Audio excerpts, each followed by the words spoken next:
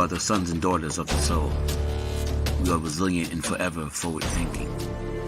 We ask for nothing else than the opportunity to live and to create the lives that we were meant to live. We want nothing but an equal chance at options and possibilities. The same possibilities and options to live out our potential as our fellow man. We want to be heard, understood, and expressive in our reality. We are the future. We are the creative. We are here.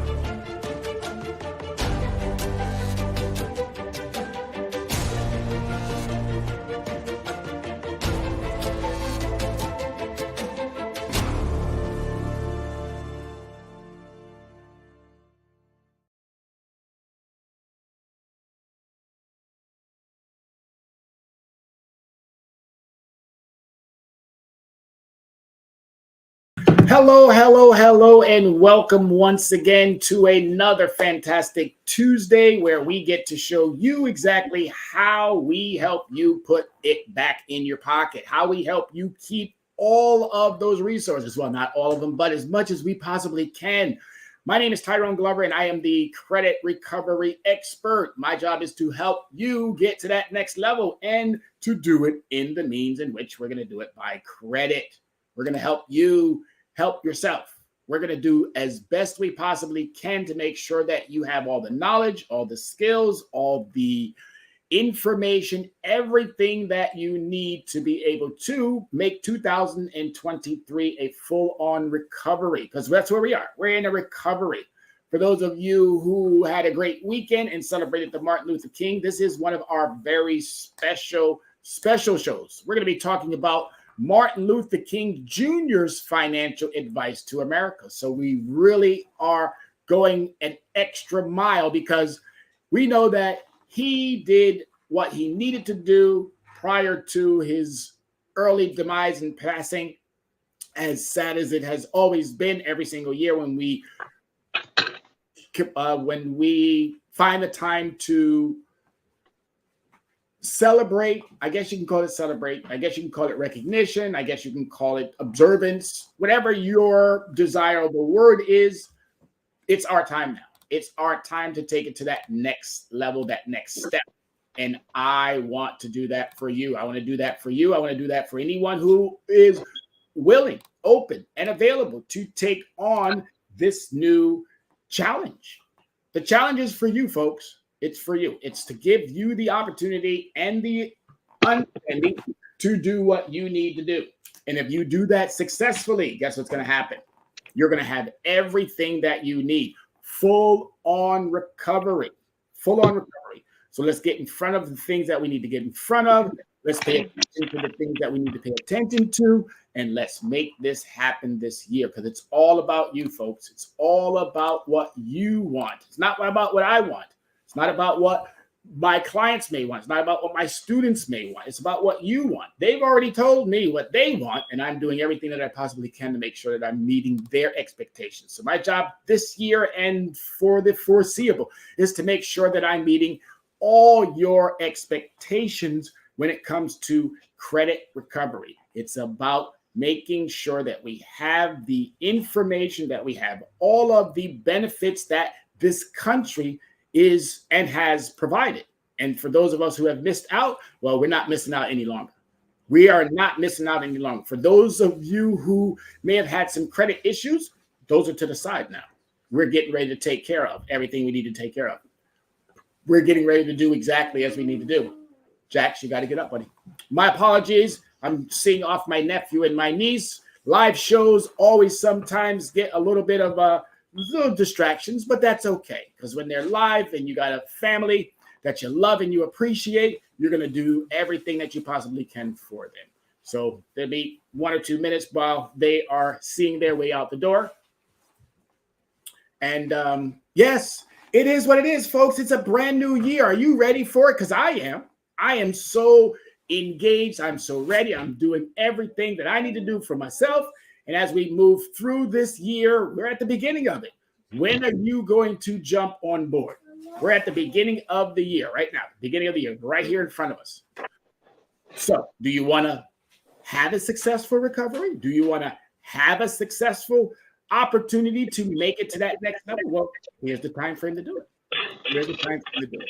All right, so we're going to jump right into the understanding, and we're going to get it going. All right, so a necessary conversation. Our necessary conversation continues. Story, do me a favor and pick his stuff with him. Put it in a plastic bag. Our necessary conversation continues, correcting the narrative with leverage credit recovery. And as I mentioned before, I am your host, Tyrone Glover, CEO, the Dress Down CEO, and I do what I do every single week for you.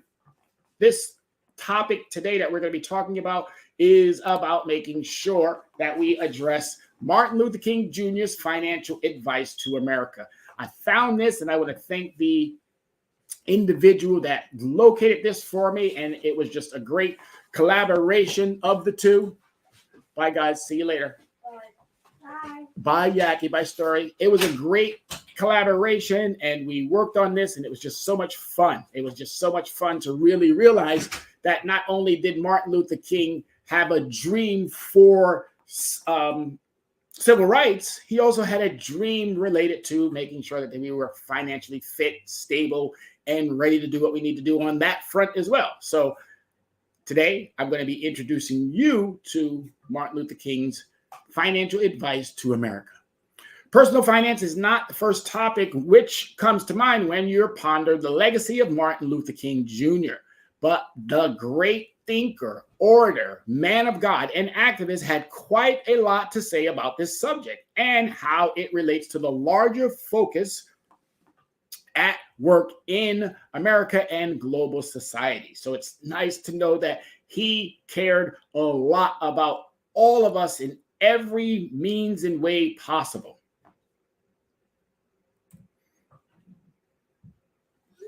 So who am I, everybody? My name is Tyrone Glover. As I said before, I am an enlisted Go Army veteran, K-12 teacher, corporate America executive by way of European studies with 30 plus years entrusted to me by 19 companies in the United States and abroad, responsible for the well-being of employees and profit.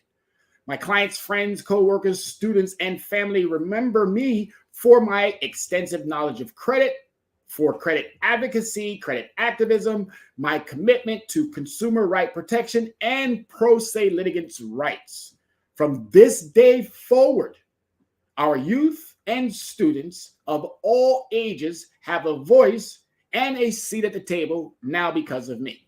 I'm going to do everything that I can to make sure our most vulnerable have all of the safety nets possible.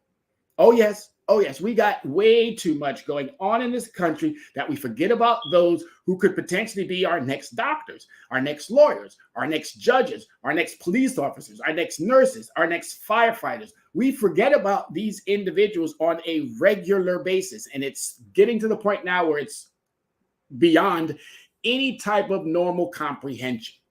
We forget about our seniors, those who have already committed and given so much, but yet we dismiss them as if they're not important any longer.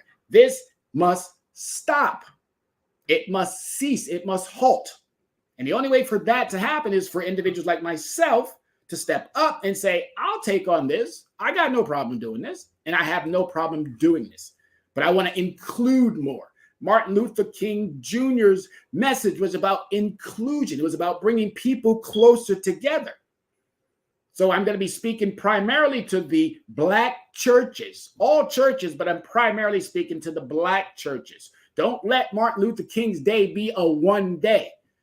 That's a 365-day, every single day, understanding. And we got to get it together. Bottom line, as I said, from this day forward, our youth and students of all ages will have a voice and a seat at the table. I'm that voice, and I will take that seat for everyone who is in those categories. For our working poor and our middle class, same thing. I got you back too. I got you covered like a blanket. Okay? I'm making it abundantly clear for anyone running for mayor, for anyone running for a congressional seat, for anyone running for the highest office in the land. You're going to have a formidable opponent if you think for a second that you're going to run unopposed, or if you think that you're going to make promises and not live up to them. It is overdue time for accountability, and I'm holding you accountable. It's just that simple. Martin Luther King told me to do that. And his message to you about how he saw or how he believed our financial security could have already been set in stone. But unfortunately, we are not there yet. But I'm here to tell you, you now have a fighter in the game. And I'm telling you right now, I can fight clean or I can fight dirty. I prefer to be keeping above the belt. But if need be, I can go there too. All right. So I'm just making it clear. I'm just letting you know, everybody out there, I'm letting you know the games are over. The shenanigans are through. We are focusing on making sure that those who do not have in a country where we have more than enough, we're going to make sure that we get these understandings out there and to those who can benefit from it and grow this nation in the manner in which it should be grown. Just that simple. So if you haven't already, as I always ask everybody, go ahead and put one of those lovely, hey, that guy's back out there again doing his thing. I forgot to give my shout out to the man upstairs. Please, by all means, if you haven't already, thank you, Father, for everything you do, because without him, none of this would be possible. So I had to make sure I gave that shout out. But if you didn't, go ahead and hit that device and make sure you have sent it out to someone, those loved ones who could benefit from it. And even if they don't want to chime in right now, at least what they can do is they can go back and they can review it, look at it later. All right. Okay, so King lived his life in the service of others as a drum major for justice. When men bow down in worship at the shrine of money, they bring this. They are bringing depraved. They are being depraved of most precious endowment, the possibility of living life in its fullness and in its endless beauty. That was Dr. Martin Luther King in 1953. His sermon, The False God of Money. The drum major instinct often causes us to live above our means. And that makes perfect sense because we hear that all the time. Oh, you're living above your means. You're living above your means. You're living above your means. You're living above your means. I'm here to correct something. Maybe back when people might have been living above their means, but today, absolutely not. What's happening is that your means are not even being met. So you can't live above something that hasn't been met. So we got to make that abundantly clear first. There's so many broken systems because systems were designed to be broken. As we go back and we review the Constitution didn't include 30, 40, 50, whatever your numbers want to be. But I'm going to say it right now. 60 to 70% of the population did not even include them. Didn't even think about the fact that, oh, wait a minute. Should we? Should we not? No, they left us out purposely. Unfinished business. We have unfinished business that we must attend to. All right, so 4 times Martin Luther King Jr. taught us about money. King's intertwined his concern of economic justice with his actions of greater justice on the world stage. So one of his moments in 1953, the sermon, The False God of Money, about the dangers of worshiping personal gain. This country celebrates that. It literally goes above and beyond to make sure that we give the Elon Musk and that we give the Donald Trumps and that we give the Jeff Bezos and that we give the what's that guy, Facebook, Meta, can't think of his name right now, Zuckerbergs, that we give all of these individuals this whole, oh my God, I got to bow down to you and worship you because you've come up with a great idea. Now you've made a little bit of bread for yourself, but yet you are harming more people than your brand could ever possibly think of. And then once you do that, you go and you change your name to something different.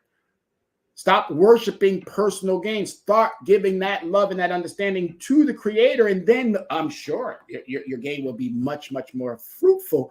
And you'll be able to at least go back and say, wow, I helped a lot of people. I did some good. That's what my life's understanding is all about. Making sure that we do good. Making sure that we can step outside of our normal comfort zone. I give way more than I'm supposed to. I do way more than I'm supposed to because I'm blessed with the ability to. Sometimes I'll give my shirt off my back to make sure that one of these kids has what they need. I'll do and go beyond. I'll give homeless. I'll do anything. My charitable understandings have been so bountiful that, as I stated, sometimes I'll go without to make sure that somebody who doesn't, because I know I can get it back. I can work on it. I can do everything that I need to do to get it back. But I'm very, very, very, very disheartened by those who just walk over or step over someone knowing that they could. It's not a hand out. It's a hand up. It's helping someone up to get to that next level. One generous understanding could change a life. Number 2, King denounced the announcement of the Vietnam War, a nation which countries year after year to spend more and more on military defense as then on programs of social uplift is approaching spiritual death. And that is so true.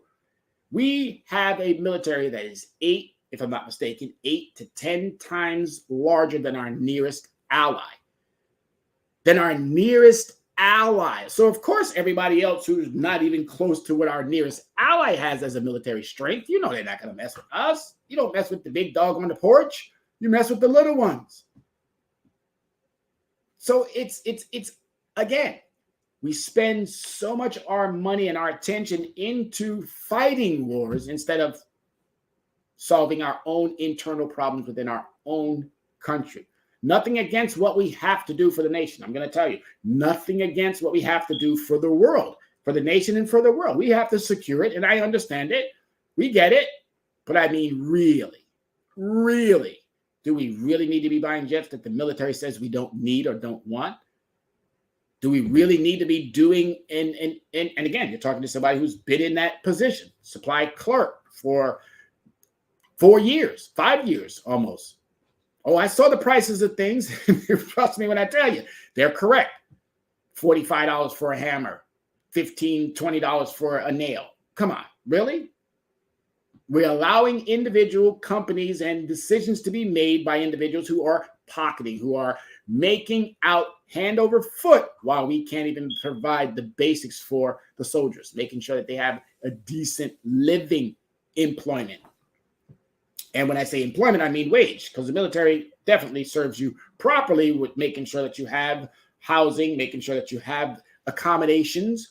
But as far as that wage is concerned, we could probably do a lot better in that regards. But again, he denounced his denouncement of the Vietnam War, so we clearly know that time frame. Let's talk about number 3, King's campaign for jobs and guaranteed income in 1967, cause then remains popular today. Jobs, guaranteed income. We're still talking about these very same issues. 1967. I was born in 1966. So I'm 56. That's 55 years, and we're still talking about the same things. 55 years later, we're still talking about the same thing. When is that light bulb going to go on? When are we going to see that light at the end of the tunnel? Another 55 more years? Well, I'm telling you right now, it's going to stop here in Yonkers. It's going to stop with the schools and with the individuals that I get to help. It's going to stop right here today. Today, right here, right now, as I'm introducing, and to some of you reintroducing, the understanding that Martin Luther King Jr. had prior to his death. And we're still addressing the same issues. We're not showing progress. That's not progress. That's regression, not progress. And lastly, number 4, King's dedication to the Poor People's Campaign, which would have become the major focus of his activism if he had not been cruelly murdered in 1968. All right. Poor People's Campaign. I love this campaign. It really addresses Reverend Barbara, who I get to see every so often on MSNBC or other programs.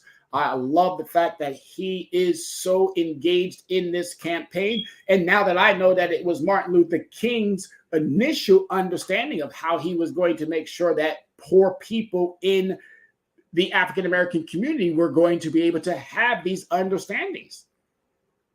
Where did it drop? Where did we drop the ball? Who dropped the ball? What Black church or churches didn't come together and say, we need to continue with this fight?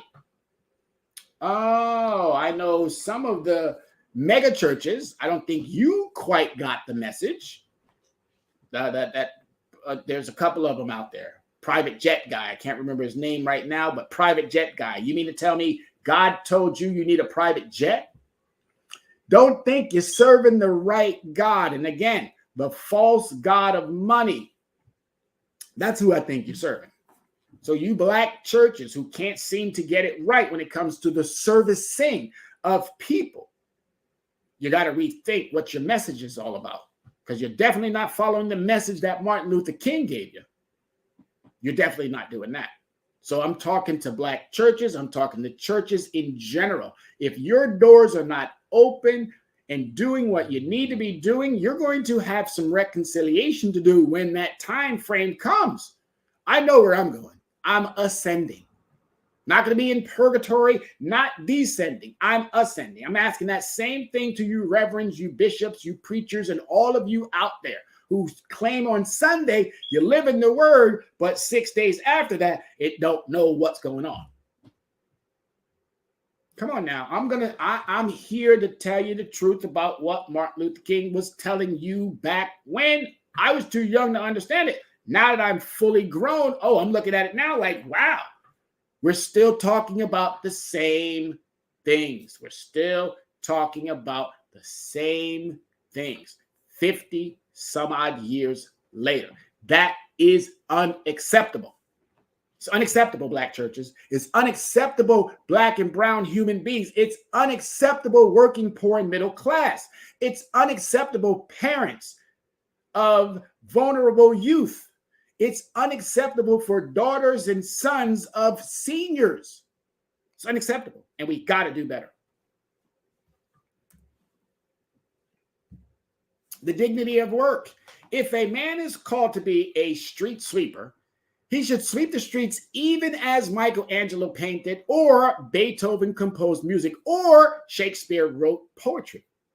He should sweep so well that all the hosts of the heavens and earth will pause to say, he lived a great street sweeper who did his job well. Just that simple. I go to work every single day and people look at me like, my goodness, you are so happy. You are so engaged. You are so full of life. You're always smiling. You're always greeting. You're always doing the things that, again, I have the dignity of the workplace. I might not like every single person in that place because it's always been the issue. It's never about the work. And I've said this many times before. It's never about the work. The work's got to get done and somebody's going to do it.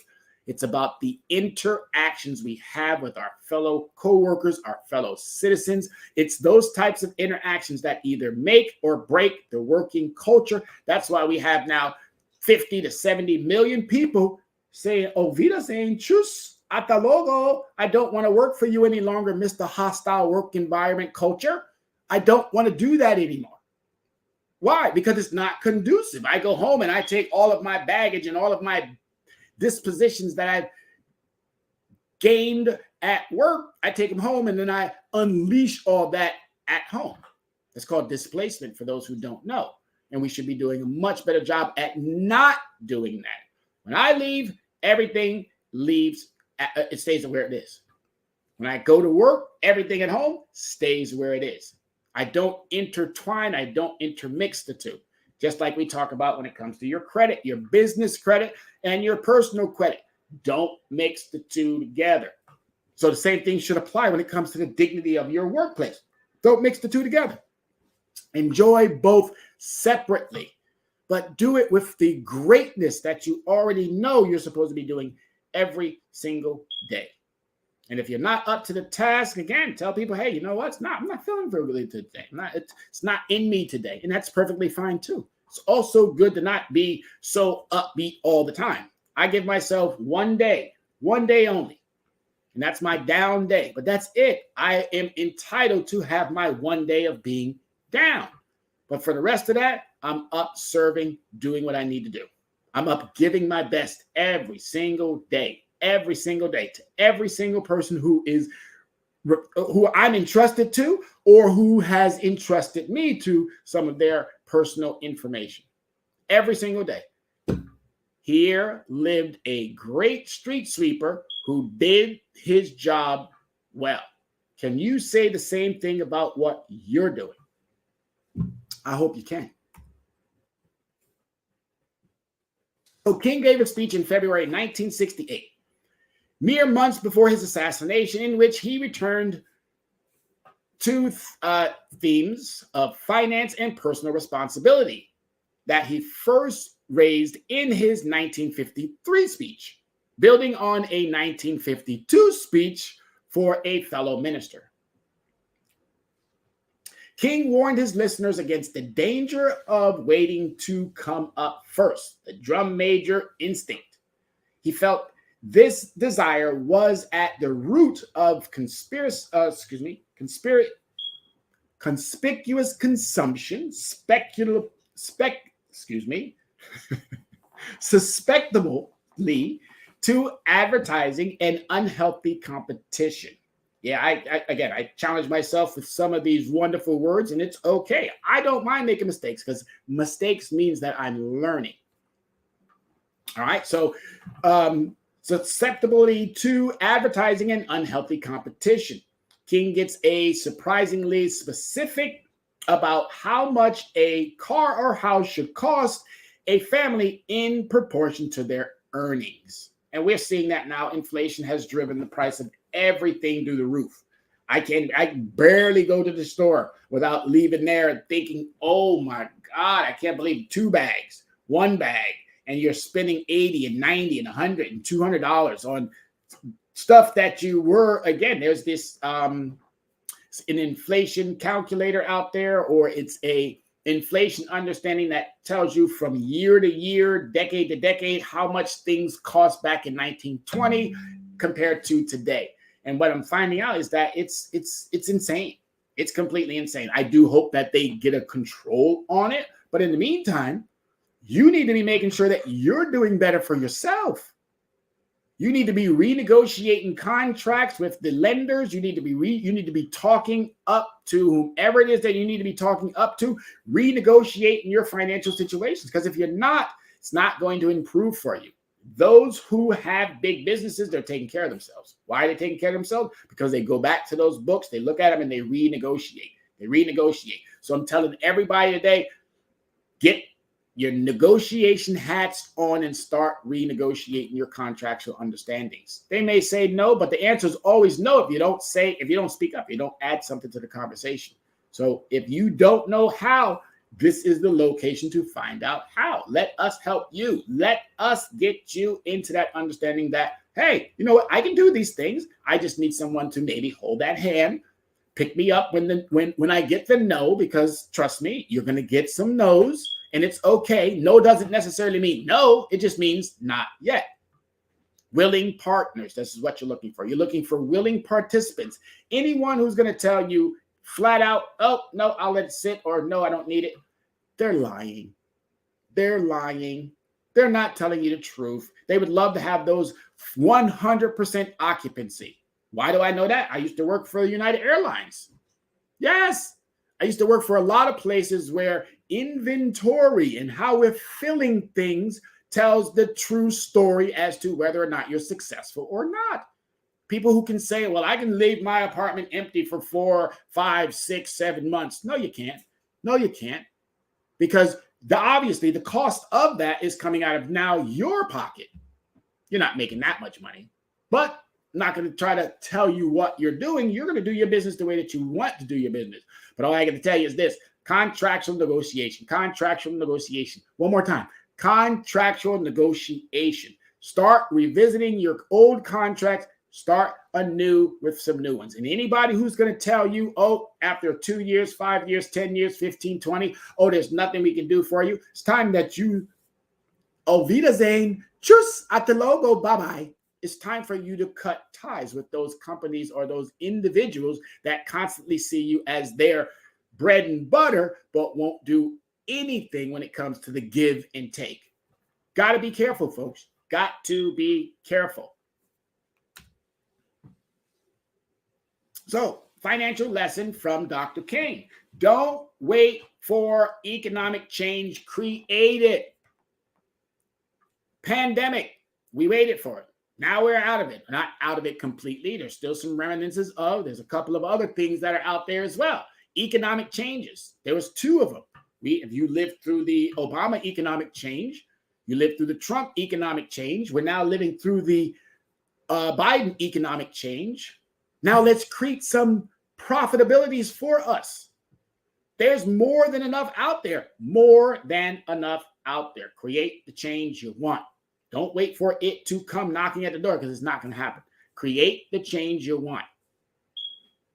Financial freedom is worth fighting for. I fight for it every single day. I fight for it every single day, not just for myself, but for my clients. I had a client today where I was almost on the phone pretty much the whole entire day. Not dealing with her concern, addressing her concern. Dealing with her concern makes it sound so, oh my God, like she couldn't do it on her own. Of course she could. Of course this client could have taken care of it all by her lonesome. No problem in the world. But unfortunately, a lot of us don't speak business language and we don't speak rude. Because a lot of these entities that you're going to have to deal with are rude.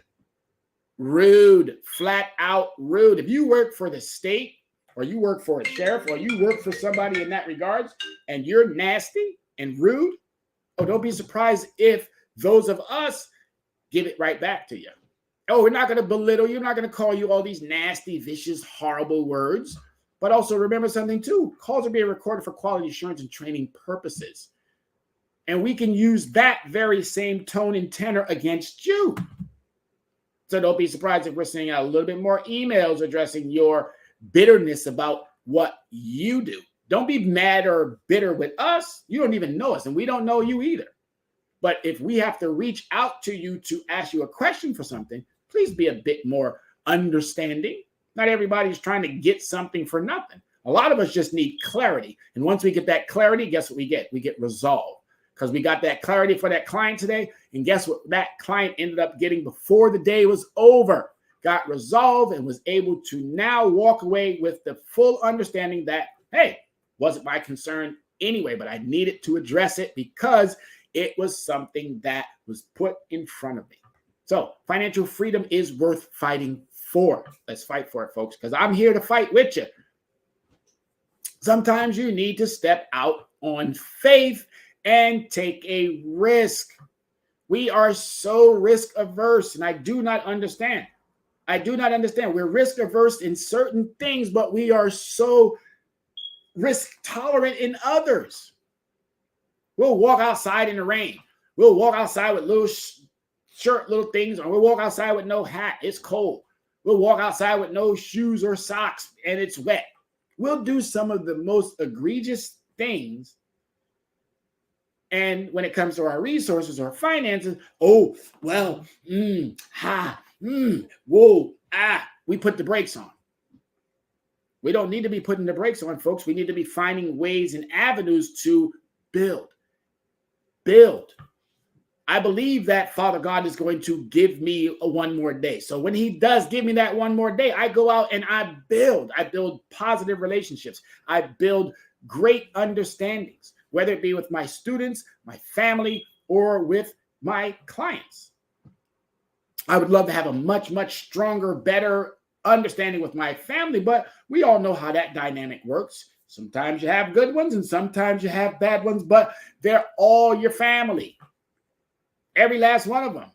The ones who get on that last nerve and the ones who do not. They're still your family, so we still have to love them. We still have to do what we need to do. And the more that we understand that, do it in the contractual context.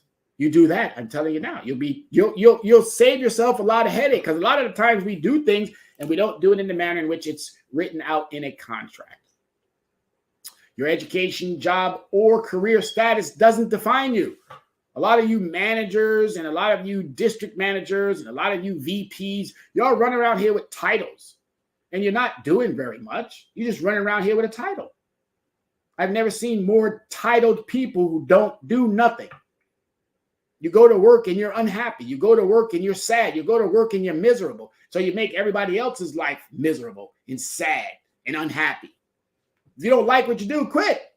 Stop letting it define you so that you go into your workplace and define others. Create the environment that you want.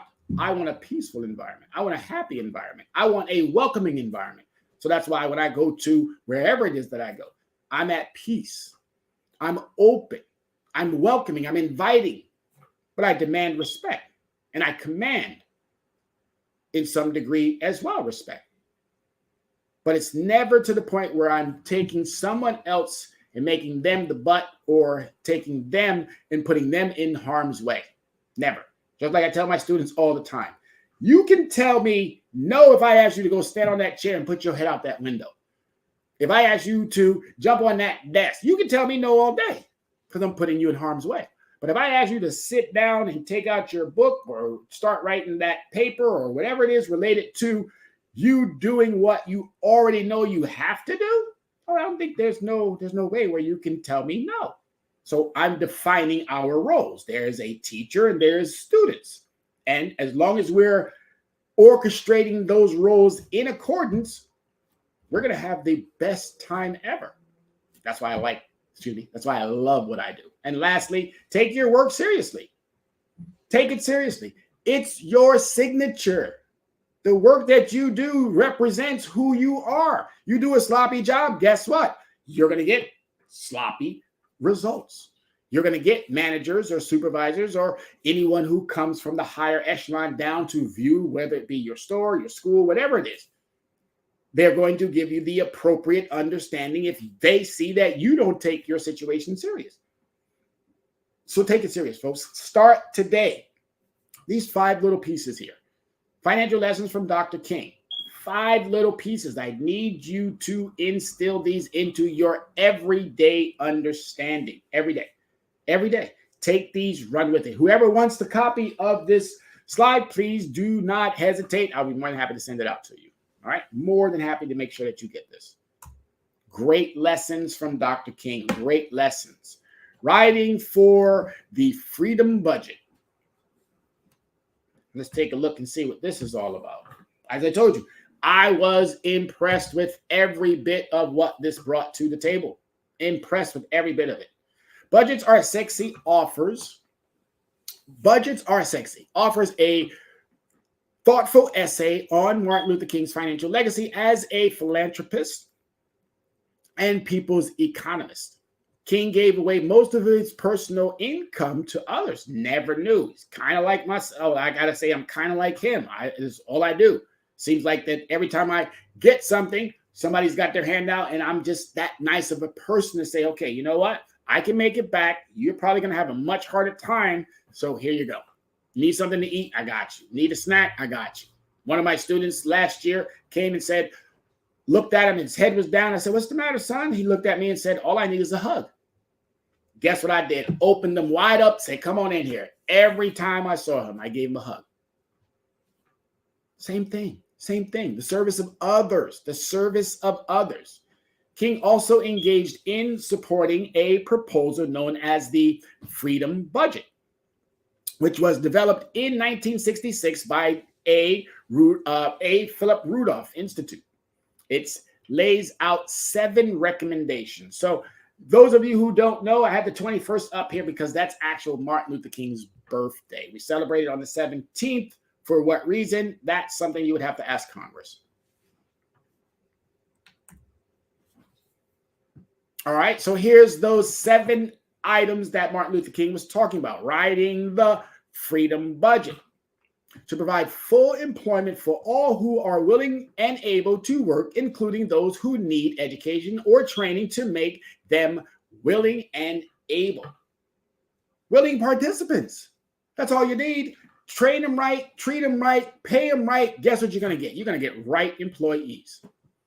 It's just that simple. I've lived by that all my entire adult life. Pay me right, treat me right, handle me right, protect me right, and I'll be in your face doing the right thing all the time. Stores always made out. Again, so all you gotta do is just do the right thing. It's not that hard. We're still talking about minimum wage in this country. We're talking about go to work and do the maximum, but we're only going to give you the minimum. That doesn't work. Doesn't work. Number two, to assure decent and adequate wages to all who work. Is that a hard thing to do? We can give CEOs golden parachutes of millions and millions and millions and tens of millions of dollars. We can let companies become trillion-dollar entities, but we still cannot assure decent and adequate wages for all. That's that. If it sits right with you, good for you, but it doesn't sit right with me, and I'm going to do everything that I possibly can to make sure that we address this, take care of it, and move it to out of this stratosphere so we don't keep talking about something that isn't automatic. This is an automatic. This is an automatic. Decent and adequate wages is an automatic. Let's make it happen. To assure a decent living standard to those who cannot or should not work. Our seniors are disabled, those who are in a capacity where they've already served, our veterans, and already have done, and they were injured through whatever the means were. You mean to tell me we can't make sure that they have a decent living standard? Everything is about the minimum, about the bare minimum. Let's give them the bare minimum. I've never seen a social service program that tells you, oh, we're going to give you resources, but we're going to take those resources and we're not going to put it onto your gross. We're going to put it onto your net. We're going to wait till you have almost nothing, and then we're going to make that so stringent that even when you do go, even though you know you barely have anything to make it through, they're still going to tell you, but you still make too much. I've never been in such a circumstance like that. Never. But I've heard it over and over and over and over and over and over and over and over and over and over and over. Upon coming back to these United States, many times as I sat into Social Security offices and heard these horrible people tell very vulnerable seniors or people who are in need, sorry, nothing we can do for you, sorry, with the giddiest and the most despicable smile on their face. Just went through a whole situation with a young lady where, again, our services are being cut off. Why? Oh, because you didn't do your part. Well, entity, you don't do your part either. You're not clear in your understandings or your expectations or your directions. Maybe you should start there on the inside, because trust me when I tell you, the consumers that I'm working with and the ones that I've already instructed and given the directions to, don't go down there showing your hiney parts. Be as professional as you possibly can. Let them get out of character first because they don't like their employment. But don't you ever get out of character because they're going to use that against you. And once they use it against you, they're going to constantly keep compounding on it. Every time they see you, they're going to push that button to see, oh, can we get this one riled up again so we don't have to take care of this one? To assure decent living standards. Decent living standards. To wipe out slum ghettos and provide decent homes for all Americans. All Americans. I look in our slums and ghettos or whatever it is that you want to label them as. It's perfectly fine. You can call them slum. You can call them ghetto. I can call them just inhumane housing. That's what I call them. Inhumane. Inhumane. You would not put your mother or father in some of the circumstances that you put our citizens in. There, that is inhumane. It's just that simple. If you wouldn't yourself live in it, but yet you are leading a program that does it, inhumane. So we got to get better. We got to get better. There's nothing wrong with building adequate, decent, sustainable housing. Nothing. Absolutely nothing. Let's make it happen, folks. To provide decent medical care and adequate educational opportunities to all Americans at a cost that they can afford. One of my friends told me a while back $185,000 in student loan debt. He's never going to get out of that debt. Not working at the Reagan National Library, he's never going to get out of that debt. At $12, $13, he might be up to $15 now, but that's still not going to help him get out of $185,000 worth of student loan debt. And knowing that the Biden administration is only trying to cut off 10 to 20, sir, friend, I'm sorry, you need to come and sit down and talk to me so we can get you onto some day trading and some investing and some other opportunities that might grow that portfolio, because you're not going to make it doing what you're doing. It's not going to happen. If there are other students and other individuals out there that are dealing with the same circumstances, well, folks, I'm asking, get out of your own way and start reaching out, because we can help you. To purify our air and water and to develop our transportation and natural resources on a scale sustainable to our growing needs. The infrastructures in this country are about as abysmal as they possibly can get. Abysmal. The apartments and some of the dwellings in which I get to go see and visit, and some of my relatives live in and some of my friends live in, sorry, we're giving slumlords the ability to continue to be slumlords because we're not holding them accountable. This is not me telling you something that wasn't already out there. This is Martin Luther King Jr. All I'm doing is reinforcing the words that he used some 50 years ago, and we still haven't made the progress that we need. We still haven't made that progress. When are we going to do it? As I said before at the beginning, I'm talking to Black churches. I'm talking to the middle class, and I'm talking to the working poor of all ethnicities. We're living under the same understanding. Just because you're Caucasian, don't think that Caucasian rich people are going to pull you out and leave us behind. Don't think because you're Black and Tyler Perry has a movie studio down there and, oh, he's going to help us all out. No. Don't think that the federal government is going to do it either. They're going to do what they can. But now that we got a house that's talking about, oh, we might even default on the debt ceiling, which, of course, some of you are probably thinking, well, how does this guy know anything about the debt ceiling? Well, I'm smart. I'm intelligent. I'm bright. I'm someone who stays attuned to what's going on. Yeah, the debt ceiling. The debt ceiling is about monies we've already spent. Okay, that's what that is. It's about monies we've already spent. It's about making good on that which was already spent. Not spending that is to come. So when Congress talks about, or when this so-called speaker only by name, McCarthy, when he talks about, oh, we're going to shut down the government, or we need Democrats to stop spending so that we can control the debt. No, sorry, sir. You're misleading and you're, again, lying to people. Okay? Yes, I know what I know because I pay attention. But again, not for me, folks. Martin Luther King, 50 some odd years ago. To unite sustained full employment and sustained full production and high economic growth. Now, we got the economic growth piece. We're doing very, very well for ourselves. No question, this country has made out. I can show you a chart that shows you our investments have gone through the roof. The Dow, the NASDAQ. Oh, we got a bad economy. No, we don't. No, we don't. No, we do not. If you think about, and I'll show it to you in a little bit here, all the circumstances that we've already gone through.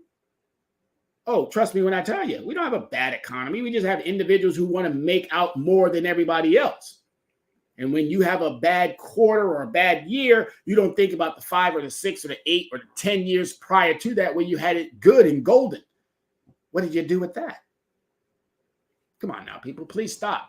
But as I stated, not my words, not my words. I'm just reintroducing you to Martin Luther King Jr.'s version of how he thought and what lessons he can give you to how we could be a sustainable, financially fit United States of America with no problems if we do the right things. All right. So as Martin Luther King Jr. was accused of communism in his own day, so are now groups such as Black Lives Matter and supporters of the Green New Deal are accused of communism as well. Really? Is helping people communism?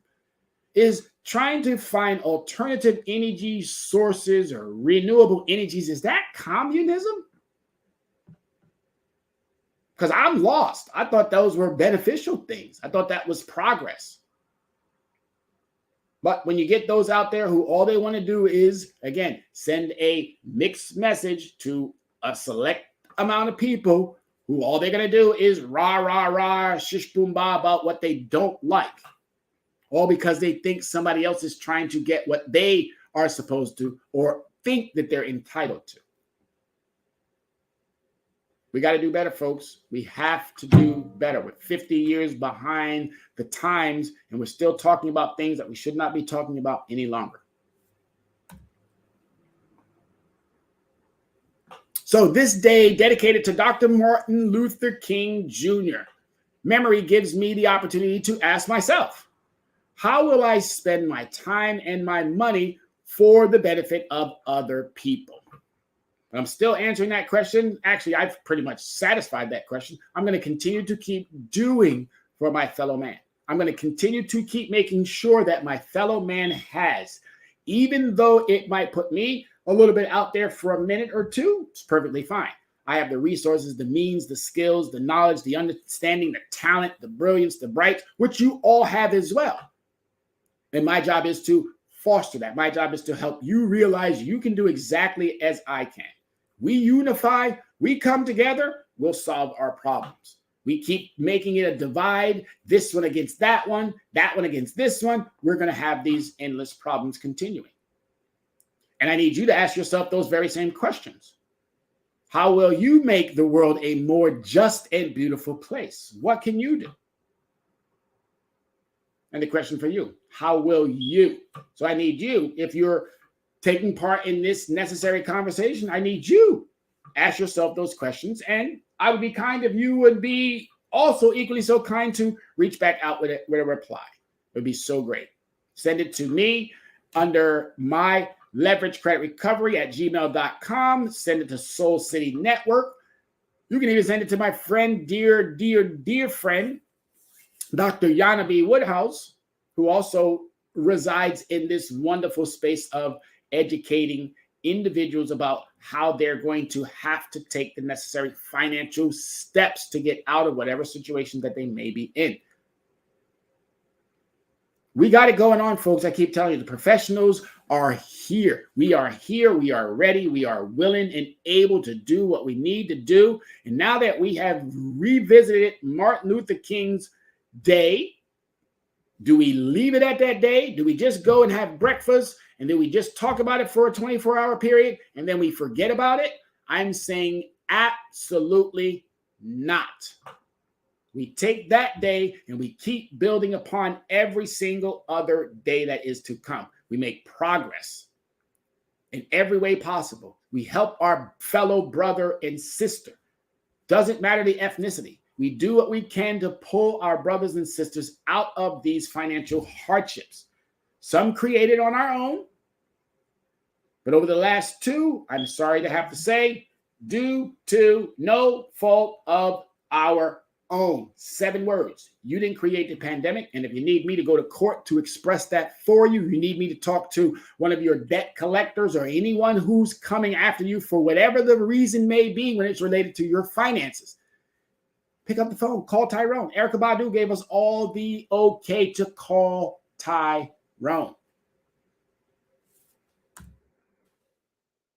right, so drop us a line, folks. The necessary conversation continues. Correcting the narrative with your credit recovery CEO, Tyrone Glover. This is what we do. This is what we do, and we love it. We love every minute of doing it. Contact us to get more information. I use a Linktree, and Linktree is pretty cool because it allows for me to take even this show. You can go right back later on and pass it over to your friends or whomever. You can go right to my Linktree. It'll be on my Linktree. It'll also be on YouTube because we use YouTube as well. Soul City Network has given me the understanding that they love what I bring to the table. And I'm so grateful for Matt, Jasmine, and everybody else who works behind the scenes to make sure that I'm producing or giving you the content and the ability to see that, oh my God, I can do better. There are people out there who want me to be successful. And trust me when I tell you, I'm not here to compete with you. I'm here to enhance. I'm here to give you the knowledge that I have. 30 plus years, 19 different companies, worked for 4 different unions. I'm not just a wealth of knowledge. I'm probably the best resource that any business or any entity could ever possibly want. That's not a resume, folks. I'm not trying to solicit for a job, but hey, you got one that's paying good, I'm open to listening. Absolutely. P.O. Box 101, Yonkers, New York, 10701. Telephone number 805-428-9424. That is a California number. Yes, everybody's probably the same thing. How do you have a California number? Well, I have a California number because I had my number for so long. And it's like my Social Security. 120. Don't give out your Social Security number ever. But it's kind of like that. I remember this number because I've had it so long. And lastly, leveragecreditrecovery.com. Send us, reach out to the website, take a look around. If you see something that you like, if you're interested in whatever it is that we provide, which, as I told you before, I'm a credit guy. I love the lane. I don't get outside of it. I stay exactly where I need to be because there are other experts out there that I'm not here to compete with anyone. What I'm here to do is make sure that we all have what we need. Bottom line. You come to me, I'm going to give you the best. And then if you are in need of something else and it's not my lane, I'm going to pass you off to somebody that I've already vetted to make sure that they're going to give you their best. And if they don't, you come right back and you let me know so that I can address it with them. There's no time for nastiness and bitterness and fights and this back and forth. There's no more time for it, folks. None. Zero. Let's focus on the things that we have to do. Let's build a better nation for all ethnicities. Now, as I said, I'm talking primarily to Black churches. I'm talking primarily to the working poor and middle class. I'm talking to Black and brown. But please, not for a second, don't think that I'm dismissing our Caucasian brothers and sisters, our Hispanic brothers and sisters, our Asian brothers and sisters, our Middle Eastern brothers and sisters, our European brothers and sisters. Don't think for a second that I'm missing or forgetting anyone in the United States that is an American. And what's so brilliant and beautiful about finance, it's global. So don't even think that I'm forgetting about the continents or the countries. We can do this in every single possible language. You just got to want it more than those who are presenting it to you. All right, so social media, there we are, people. We are out there. TikTok, Instagram, Twitter, YouTube, Tumblr, Snapchat. Like us, follow us, join us. Find me out there and get that information that you need to be successful. Because if you want to be successful, I'm here to make sure that you're successful. You want the success financially when it comes to the credit realm, I can make you successful. All they said before, contract negotiation. You're negotiating, folks. You're negotiating. If you don't know how to negotiate, that's where I come in. My job is easy because I know what I know. My job is helping consumers because I can get things done that other people can't get done because they don't know what I know. Just that simple. All right. A little bit of tidbits. We have a new show going on at the Yonkers Public Library. Talk finance with an expert. Yonkers Public Library in the Tech Center. The necessary conversation continues. Yonkers Public Library blessed me. I'm telling you, they blessed me. They said, hey, we know you wanted just one Saturday. We're going to give you a couple of more Saturdays. So every Saturday at Yonkers Public Library here in Yonkers, New York, 1 Larkin Plaza. Get your credit advice from a credit expert, someone who loves this understanding like he loves life. And trust me when I tell you, I love life. Ladies and gentlemen, you have blessed me again with one more day showing me that you're in tune, you're engaged, that you appreciate the fact that somebody is doing what we need to be doing. My name is Tyrone Glover, and I am the credit recovery expert. You can find me, obviously, as I said, or send me out a email at leveragecreditrecovery@gmail.com. You can visit the website, leveragecreditrecovery.com. And as always, folks, we want to thank you for giving us the part of your day, because you could be doing something else, but you chose to spend it with me. And I am so grateful, so thankful. Don't forget to watch Access Wealth Nation with my good dear friend, Dr. Yana B. Woodhouse. She is an expert in her lane. Please do not forget that Thursday, same time slot as this one here. Thank you, everybody, for watching. As always, be safe, America.